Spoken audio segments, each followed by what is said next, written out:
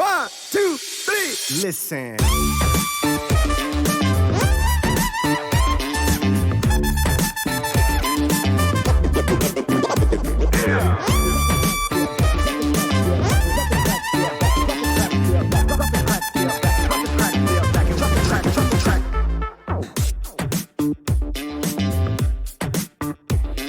Hey everybody, this is AskDrGanz, the podcast. Stress, everybody's got it, everybody feels it, but what do you do with it? How can you get it handled so that you can be your best, do your best, and most importantly, feel your best in all areas of your life? Well, that's what we are all about here at AskDrGanz, the podcast. I'm your host, Bryn Griffiths, alongside registered psychologist Dr. Ganz Ference. How you doing today? I am great, thank you. Well, this is a little different episode for us because this past week, we got together with a group of our friends. Absolutely. And held a little bit of a roundtable, and we had invited some friends to join us, which was fun. We had the coffee going and the donuts and all that kind of stuff. But we wanted to touch on a bunch of things. Before we talk about specifics, let's talk about the people who joined us at our roundtable on that particular day. Absolutely. So, I was really, really thankful that these guys were able to come out and spend their time, donate their time to come and help us talk about mental health and all these important things. So the first person that came out was Mark Corthius, and he is the president and CEO of Mental Health Foundation. Really good guy. Loved his perspective on stuff. Especially, what I really liked from what he brought was that a lot of times we tend to think and function at the level of, socioeconomic status or level of education or, social construct that we function at. And we don't really think above or below that.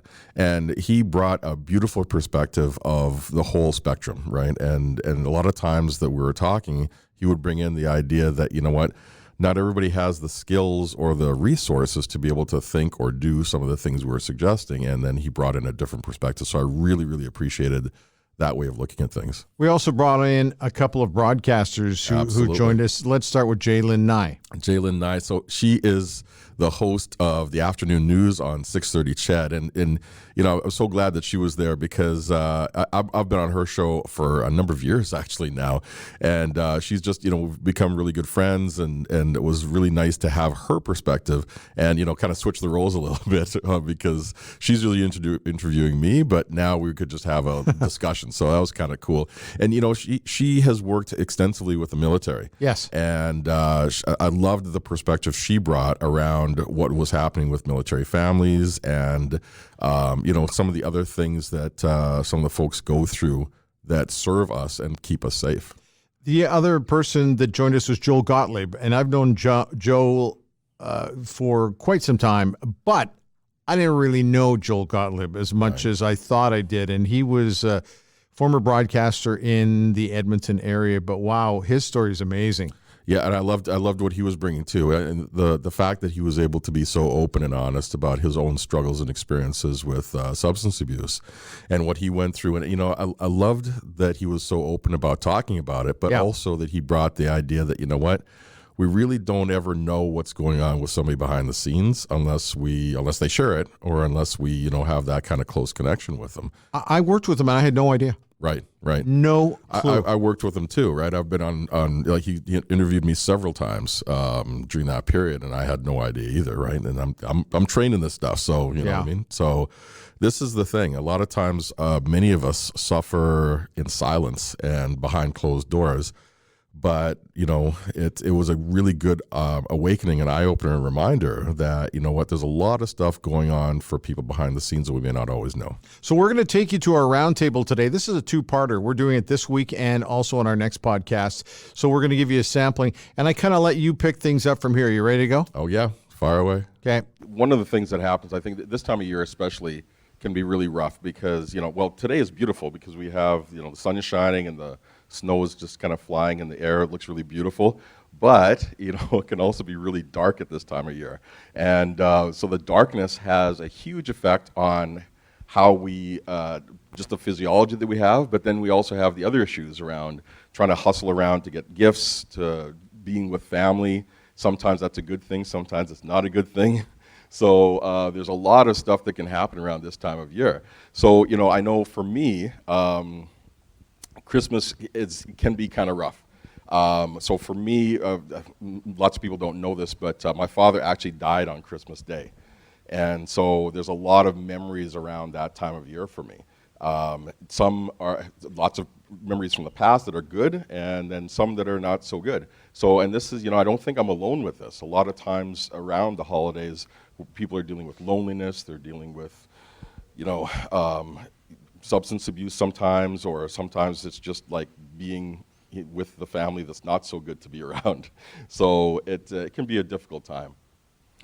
Now, both Jaylyn and Joel, obviously we know from television and from radio work, but they also have different stories of dealing with stress and dealing with different issues. We'll start with Jaylyn because you have a military background in some small way. So you see a different level of stress when you're dealing with troops, do you not? Yeah, I'm the honorary colonel of 408 Tactical Helicopter Squadron with the Air Force, and what I've seen on that, this is a squadron that's based up here at Edmonton Garrison. Hey, and it's a small squadron. It's only about 250 members, but this squadron is incredibly busy. It has been in and out. 408 is known as the first one in, the last one out. And 408 has been, over the past number of years, been to Iraq, came back from Iraq, just did 6 months in Mali as part of the UN peacekeeping tour, came back from that this summer, heading back to Iraq in the next couple of weeks. So watching that and watch that unfold with the families and the children, and in my role as an honorary colonel, to be there to try to be a sounding board or maybe help point people in the right directions. But I've also known, like within my squadron, over the past couple of years, we've had one death by suicide and another attempt. I mean, the stress levels are very, very high, and we've tried to make it a priority to make sure that the mental health side of it is being addressed. But again, sometimes some people are like, well, I'm tough and I'm whatever and I'm strong, and it doesn't have to be a guy, it can be a girl, because I've been notorious for that myself. If you just ask Ganz, is trying to buck up and just take it all on. And you realize that there's all sorts of holes in your bucket and it's emptying really, really quickly. So, so that's been kind of part of my story and part of my awareness over the past 4 years in this role as honorary colonel, and it's been eye-opening. Jaylyn, is that increasing or is that decreasing? Are you holding steady?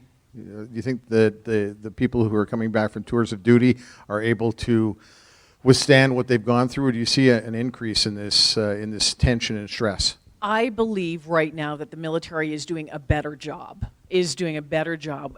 and I'm not saying a great job or whatever, but it's doing a better job with addressing mental health. The former commander of 3rd Canadian Division, which takes care of the Army pretty much from Thunder Bay to the West Coast, made it one of his mandates while he was here to work on this. And I've seen it within my squadron, and I've seen it within the honorary colonel community when we get together and we talk about it. There's still a long way to go. There's still a long, long way to go. I believe that the military has to kind of look back in on itself and do some evaluating. It's a tough thing for a lot of people to do. Absolutely. Joel Gottlieb, who I worked with at CTV and CFRN television when it was before CTV Edmonton was created. Joel, a lot of people had no clue on your story and the mental toll it took on people. Can you share a little bit of that with us? Because it was an eye-opener to me when I read everything. Yeah, thank you for asking. I never had any idea that I would go public about it because I didn't even think I had a problem. And it started back around 2011. I had a sciatica attack while I was out walking the dog, and my leg went numb, and I ended up at the U of A hospital. They gave me 6 Percocet, sent me home, told me it was sciatica, and I got hooked on Percocet after that, and I couldn't. I tried to stop a number of times over 7 years that I was addicted to it, but when I started to go into withdrawal, I would reach for one to calm it down. So I didn't know how to get off of these pills, and they became part of my life, and I didn't admit that I had an addiction. And that addiction, excuse me, also manifested itself in other areas of my life, or in other ways, in the sense of I had a gambling addiction. That's something that I haven't talked about before. Pardon me. And at the holidays, right? At the holidays, it sure would be nice to have some extra money to buy presents, right? So that was one of the times I really hit the casino. And the thing about me and my addictions, unfortunately, is that one would feed into the other, in that, oh, I want to go to the casino, well, I better pop a couple of Percocet, right, so I can feel really good, and it'll make it more fun. And my, my addictions led to depression. When things would go downhill in my life, there were a couple of times where I really spun into a deep, dark hole. The addiction I would turn to ease the pain or figure out how to navigate myself out of it, but it didn't, ultimately it didn't work, and it all landed me into rehab, right? So that's how I dealt with stress. I think that gave way to panic attacks at the anchor desk that the public probably didn't see, but it affected my performance. And when it first happened, the first couple of panic attacks, I had no idea what was going on. So I was in a real mess, and I was just trying to get through each day. And I have 3 little children, and I had to save my life so I could be there for them, because if I didn't, I don't think I'd be sitting here with you today. And just before you get to Ganz, ask some questions. Mark, people have to turn to people, and your organization does fine work. Can you tell everybody exactly what you do? So I'm the CEO of the Mental Health Foundation, a public foundation that raises money and mobilizes resources to improve outcomes for individuals with addiction and mental health concerns. One of the biggest areas of need we see is around access to high quality programs and services. It's all well and good if somebody recognizes they have an issue, but in order to get help has been seen as increasingly difficult within a system that actually does have a lot of programs and services available. So we raise money for things like the new Access 24/7 clinic that opened up at the Royal Oak Hospital, a 24-hour, 7-day-a-week urgent and not urgent addiction and mental health clinic for individuals that can go to see specialized supports and also access programs and services that are available in the community. And we also champion new initiatives and research projects in Edmonton and Alberta as well to try to figure out some of the underlying causes that mental illness comes from. Robin Williams was a wake-up call for a lot of people. And have you guys all noticed that since Robin's untimely suicide has happened, that people have gone, oh my goodness, I didn't think that he, one of the happiest, most happy-go-lucky people, would have a problem, has made people more aware that perhaps they should also talk to somebody? I don't know who would like to pick that one up first. We all want to talk. Well, I was just going to say, for the past 2 decades, there's been a movement around stigma reduction in our communities. Yeah. And so I think a lot of the shadows have been lifted around who does or does not potentially have a mental health issue or addiction issue. I think Robin Williams in particular is just such a marked departure between who you think may or may not have that issue. But I think the work's been ongoing around stigma reduction for a number of decades. I think the bigger issue now is if you actually have the courage to recognize you do have an issue, is that when you take that first step into whether it's an emergency department, Access 24/7, or go see a psychologist, that you're able to see somebody immediately, and that every door is the right door as opposed to every door is the wrong door. Yeah, absolutely. I've heard cases where my clients say, I've tried this, I tried that, couldn't get the right person, and they, basically got the runaround. And so stigma has been changing, which I love. I still think we have a problem with a lot of us men, though.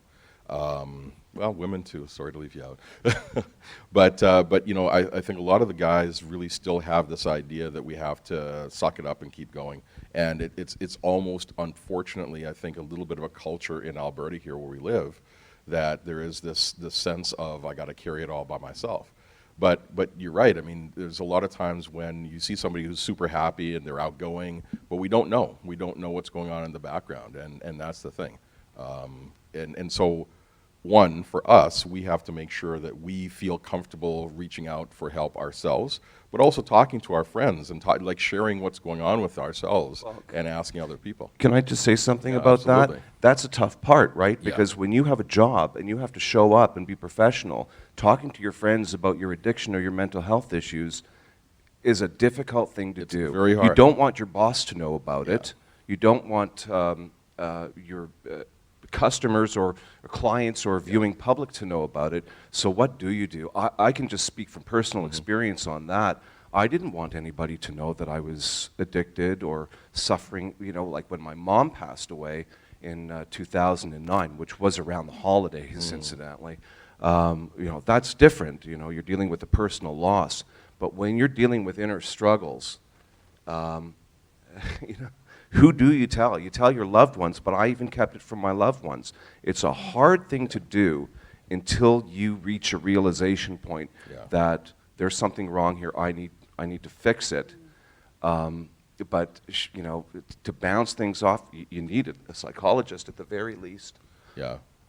Bryn, you talked about Robin Williams. I think Anthony Bourdain was another one for a lot of us. Huge. Anthony Bourdain, I mean, we loved, we couldn't wait till Sunday nights to watch that. I mean, here's the coolest cat on the planet with a dream job. I can remember watching this going, he has the best job in the world.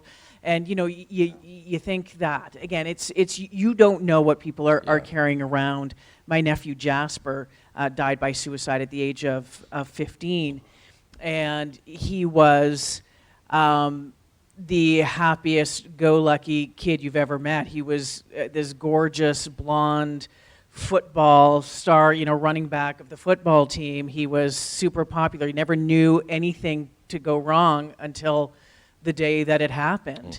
And at 15 years of age, and to this day, we have no answers. There was never any signs, not any huge signs, until his mom came home and found him, right? So you just never know what people are carrying around with them, and you can't be judgy about it, but you have to be willing to listen or pay a little bit of attention to some of those signals if you can figure out what they are. But don't you? Sorry to interject. No, absolutely. This is Oh, that's exactly. what we're I just doing wanted here. to get it started. You guys are rolling nicely. But don't you think, hearing all this, that it falls upon us to initiate the conversation?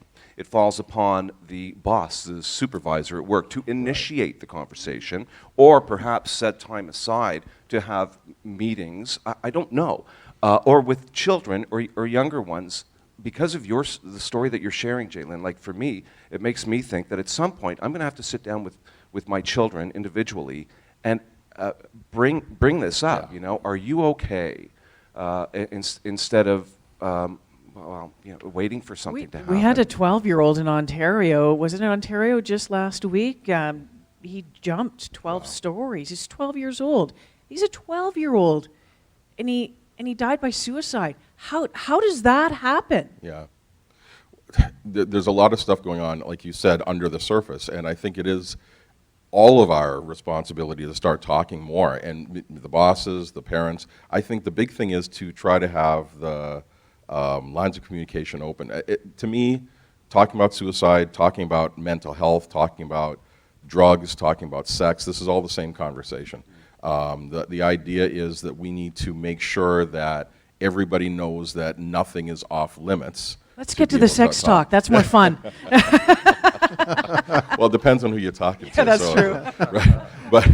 But really is, especially for parents, like, being able to connect with your kids and saying, listen, how are you doing? What is going on with you, right? And we don't know what was going on in this young man's life that was happening, whether it's bullying at school or something happening at home. We don't know. But I think it is really important that we have more of these types of conversations, because this is beautiful, being able to talk about stuff and being open with people, because then we know that, listen, everybody up here is a professional. We're all well regarded in our fields.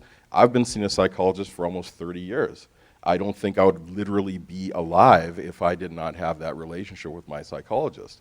And you know, but I really do think that there is a need for us as a society to actually start looking at things proactively. We're getting better at the reactive stuff. You know, somebody has a problem, and if they can, like you were saying, Joel, if they can get to that place where they're reaching out, then maybe there's enough stuff to catch them, maybe, right? We're working on that. But I think we need to set stuff up so people understand this is a proactive conversation, not always a reactive one. Yet it's not so simple, though, because you may ask somebody if they're okay. Oh, yeah. And in my case, when people You're not telling anybody. I'm not telling Right, anybody. yeah, right. No, I'm fine. I'm not taking Because the culture needs I'm to not change. addicted, The right? culture needs to change. Yeah. But that's the question here. And Mark, I'll throw this one to you. Over the last couple of years, have you started to notice that as more and more people who have the profile positions, as we've talked about, where everybody goes, wow, I didn't see that coming, are you finding that when that happens that you're starting to see people reach out a little more to the various organizations that you're involved with? Yeah, I think the biggest thing that we've seen as a foundation, you know, mental health has always been seen as the ugly cousin of the healthcare system. Right. And that includes individuals that have means that want to make philanthropic contributions towards a cause. But what we've seen now, which I find heartening, is because of the elevated conversations being had around mental health, you have leaders in our community stepping forward, wanting to get involved from a volunteer perspective, from a philanthropic perspective, and that's happening across the board. You may have seen in 2017 in Toronto, an anonymous donor made a $100 million donation to the Centre for Addiction and Mental Health in Toronto. In Alberta, there's foundations like ours that are specifically focused on mental health, but there's other foundations like the Stollery Children's Hospital Foundation, the Alberta Children's Foundation, Calgary Health Trust. Mental health is their foundation's #1 priority. And why is that? It's because community has said, hey, what are you doing for that initiative? And there's a trickle effect there where then government goes, wow, that's interesting that foundation's making such a concerted effort towards mental health. So I'm seeing that happen all across Alberta, all across Canada, and all across the world. And that's just going to mean elevated levels of services for individuals, but it's also going to mean a focus around, okay, treatment is great, but how do we get in front of this? And it's a very, very complex question that doesn't have easy answers. But it's really important that we look to change the culture so that people do feel, if they're comfortable, ready to step forward. And that's not always going to happen, but there needs to be a culture of support there when somebody does. Okay, there's a sampling of what we did this past week. I love the roundtable conversation. That was great. It was so much fun, you know, and I love the format because we got a lot of like different perspectives. Yes. And we're able to talk and you know, for me, one thought leads to another. Somebody else says something. It's like, oh yeah, well, what about this? And it was really rich. So I really enjoyed that format. We're going to share with everybody a second part coming up on our next podcast, and it goes in a little bit of a different route than the one that we went down today. So we're looking very much forward to that. That is it. That's all the time we have for you today. And we love your feedback, so drop us a line. We have a mission here too, right? Absolutely want to help as many people as we can. So listen, if you like what you're hearing, you like what you're seeing on the website, definitely share with at least one person, right? I mean, this is one of the best ways for you to learn stuff and make it stick with yourself is share what you're learning. But yeah, definitely pass it on, share it on social media, let somebody else check it out and help spread the good word. And don't forget also to check our free resources, especially we have a free giveaway. Yeah. And all this stuff is easy to get to, too. Just go to our website, which is AskDrGanz.com. That's AskDrGanz.com. And that's it for today. We'll see you again on our next podcast. See you later. 1, 2, 3, listen.